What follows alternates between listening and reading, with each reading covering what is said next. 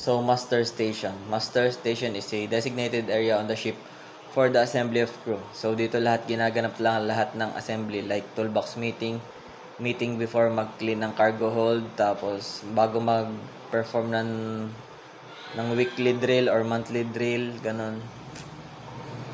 Tapos, in general, doon talaga lahat ginaganap lahat ng mga meeting ng crew. Fire alarm. Unang-una dito sa fire alarm is kapag na-detect ko na may sunog, like may na-trigger na alarm, ganun. Tapos, after nun, kailangan may initial action kagad. Like, magdalagad ng fire extinguisher para ma-apply yung apoy. Or, if the fire is not controllable easily, magsasound the alarm na kailangan na ng full power or full action of the crew para ma-apply yung apoy. Then, yung mga nung sunog, kailangan nang mag-evacuate, ganun. Tapos, the firefighting response is depending on on how the fire is spread in the ship. Kunwari, nasa enclosed space, ganun. Pwede siyang gamitan ng CO2. Or kapag nasa open, yung gagamitin naman ng water cannon para maapula ang apoy.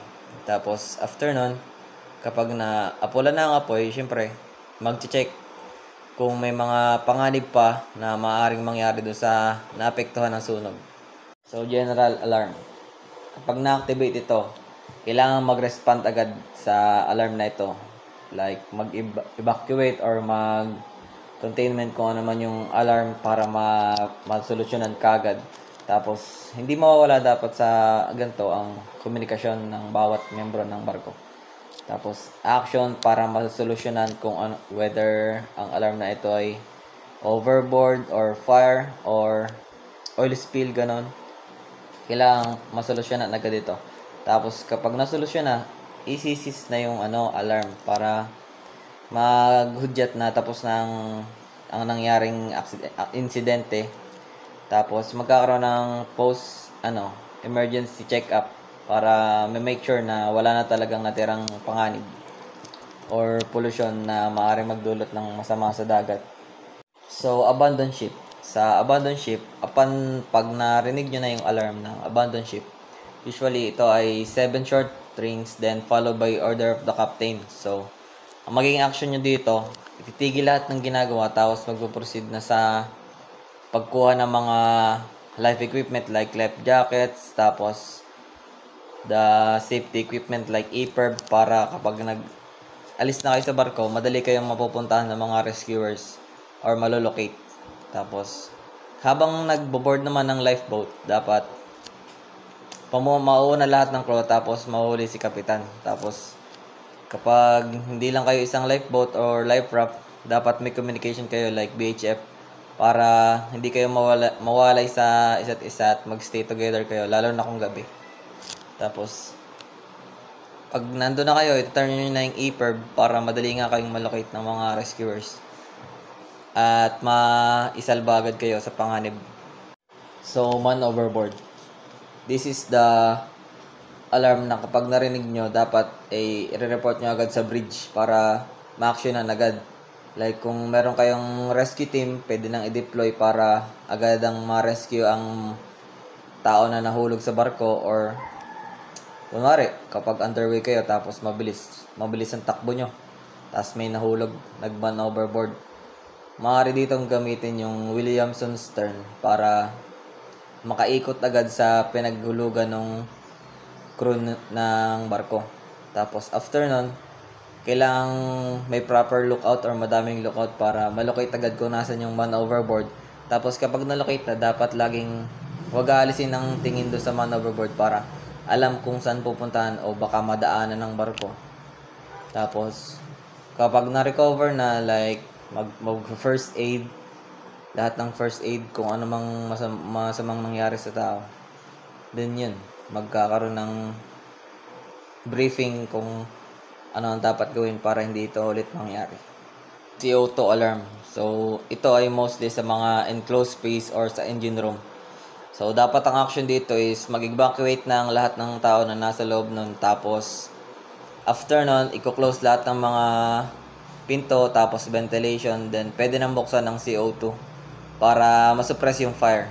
Pag na-discharge na ito, maghihintay lamang ng para mawala yung apoy. Tapos after mawala ng apoy, pwede nang buksan ng mga at saka ang mga pinto, bintana at ventilation para malabas ng CO2 at mapalitan na ito ng oxygen para mag-rotate ang oxygen sa loob nito. So, engineer's call. Kapag ito ay nag-call or nag-alarm, meaning may technical issue ang barko. So, ang action dapat dito, ang mga procedure ay kailangan ma-identify kung ano ang technical issue, tapos ma-response agad, immediately. Because lalo na kung underway, kailangan maayos agad ito. Dahil mahirap masiraan sa open sea. Tapos, kung sinong mga mas malapit na crew or mga malapit sa duty, mas assess the problem para mas madali itong maayos. Tapos, mag-communicate sa bridge para sa repair. Tapos, after ma-repair, i-make sure na lang, do-double check. Tapos, then, magkakaroon na ng meeting or post para maiwasan ng mga ganitong aksidente. Or magkaroon ng daily maintenance, which kailangan naman talaga. So, cargo hold flooding. Kapag na-detect na may baha sa cargo hold, kailangan i-alarm agad, tapos inspection ng water ingress kung saan ba nanggagaling ang tubig or saan nagmula ang baha o saan may butas o may sira. Tapos ang action, i-close mo agad yung mga watertight doors and na-notify mo yung bridge para ma-alarm agad at masabi sa lahat.